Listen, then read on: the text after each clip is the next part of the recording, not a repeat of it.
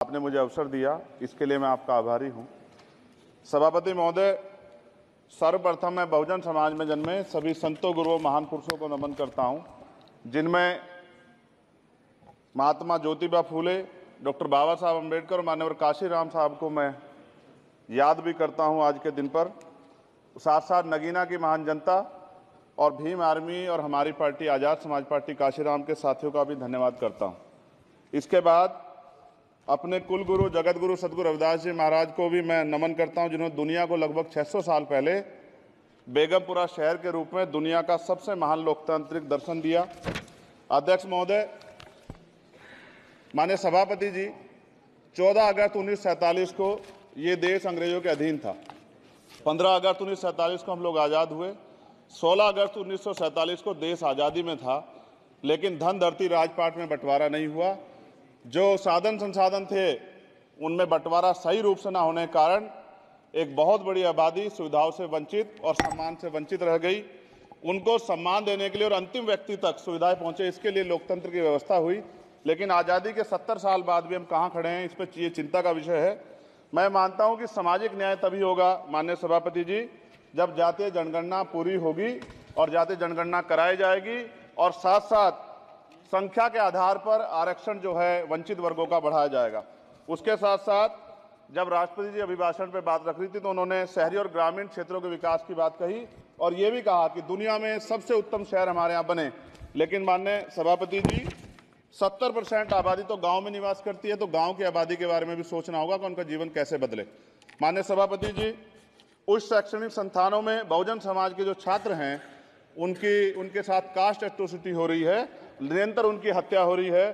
साथ साथ जो सरकारी कर्मचारी हैं दफ्तरों में, उनके साथ भी जो SC ST OBC और मुस्लिम और अन्य धार्मिक अल्पसंख्यक, उनके साथ भी माननीय सभापति जी जातिगत और धार्मिक जो है शोषण किया जा रहा है। इसलिए मेरी मांग भी है कि पुरानी पेंशन को भी अध्यक्ष जी बहाल किया जाए। जो कर्मचारी देश की सेवा में लगे हैं उनका भी सम्मान होना चाहिए।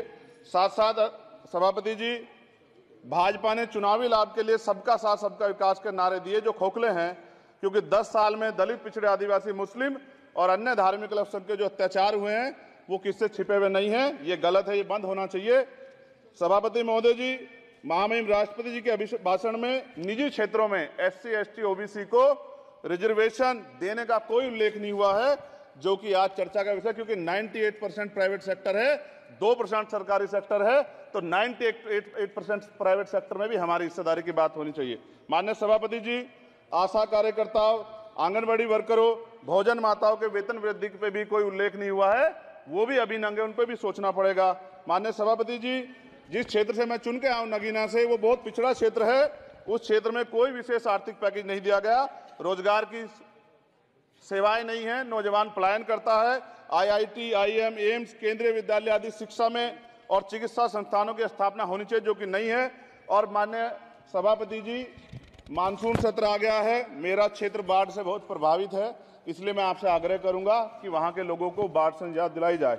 माननीय सभापति जी, चीन हमें आंख दिखा रहा है और लगातार हमारे देश की सीमाओं में घुसपैठ कर रहा है, इसलिए अग्निवीर योजना को हटाकर पुनः सेना भर्ती शुरू की जाए और साथ साथ भारत की सबसे प्राचीन व बहादुर रेजिमेंट में से एक चमार रेजिमेंट को पुनः बहाल करा जाए, ऐसा भी मेरा आपसे आग्रह है। माननीय सभापति जी, पिछले सारे प्रधानमंत्रियों ने मिलकर जितना कर्ज लिया है उससे दुगना कर्ज हमारे वर्तमान के प्रधानमंत्री जी ने लिया है। किसान अगर अपना कर्ज माफ कराने के लिए जाता है तो लाठी झेलनी पड़ती है, जबकि सरकार ने धन्ना सेठों का 15 लाख करोड़ रुपया माफ किया है।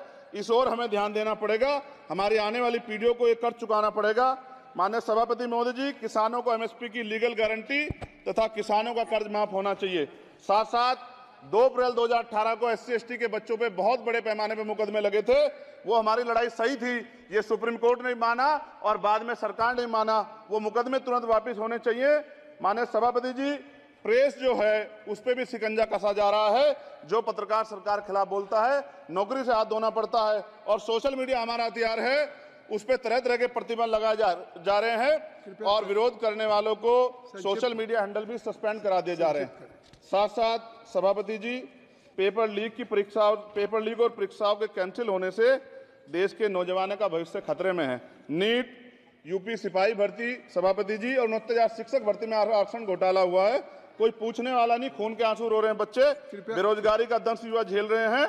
इसलिए मेरा आग्रह है कि युवाओं के लिए कृपया समाप्त करें। चंद्रशेखर माननीय सभापति जी, मैं पहली बार बोल रहा हूं, आप कहेंगे मैं बैठ जाऊंगा, मैं आपकी बात, मैं संवैधानिक मर्यादा का पालन करूंगा, मगर हम तो माननीय सभापति जी सुन ही रहे हैं। आप बोलिए, 1 मिनट। धन्यवाद। 1 मिनट और बोलिए। अध्यक्ष सभापति जी, नारी सम्मान की बात करने वाली सरकार, हमने मणिपुर देखा सर, हमने पहलवान बेटियों का हर्ष देखा सर, और हमने सर हाथरस की बेटी का हर्ष देखा सर, और हाथरस के परिवार को जो वादा किया था सरकार ने वो भी पूरा नहीं किया।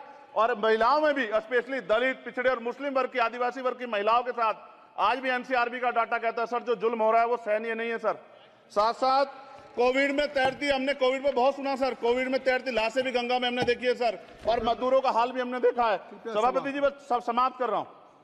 नोटबंदी पे छोटे मजले उद्योग की जो कमर टूटी वो भी हमने देखी है। सभापति जी, शैक्षणिक संस्थानों, विश्वविद्यालयों में, चिकित्सा संस्थानों में ओबीसी एसटी के योग्य अभ्यर्थी को एनएफएस करके जिस तरह निकाला जा रहा है, लेटरल एंट्री करके जिस तरह हमारे रास्ते बंद किए जा रहे, ये भी हम देख रहे हैं सभापति जी। साथ साथ मेरा ये कहना है सर, ये सबका इशू है कि प्राइवेट कर्मचारी सर और सरकारी भी कई जगह पे 8 से ज्यादा घंटों से काम करते हैं, और उनको जो सर उचित वेतन भी नहीं मिलता, तो न्यूनतम वेतन 20,000 रुपए तय हो और 24 घंटे की ड्यूटी। उदाहरण के तौर पे यूपी पुलिस सर बहुत पूरा काम करते हैं वो लोग, वो राज्य के विषय हैं। आप सर मैं आपके राज्य सरकार के लिए भी आपके संज्ञान में डाल रहा हूँ विषय सर। पुलिस सब जगह है सर, लेकिन सवाल ये है सर, बहुत पसीना बातें हैं, 8 घंटे की ड्यूटी और वेतन विसंगति, बॉर्डर स्कीम से उनको जो बाहर किया जाए। माननीय सभापति जी, 1 मिनट चाहिए सभापति जी।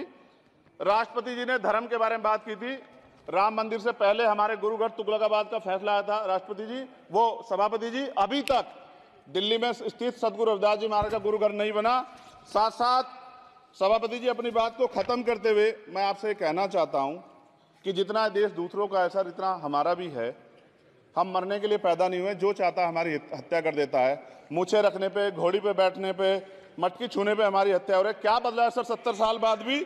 दलित, पिछड़े, मुसलमानों पे हिंसा नहीं रुक रही है सर। मेरा आपसे संरक्षण के साथ ये आग्रह है कि इन घटनाओं को रोका जाए, और देश किसी की बपोती नहीं है, देश संविधान से चलता है सर, और संविधान से चलेगा। संविधान छेड़खानी बर्दाश्त नहीं की जाएगी सर। धन्यवाद।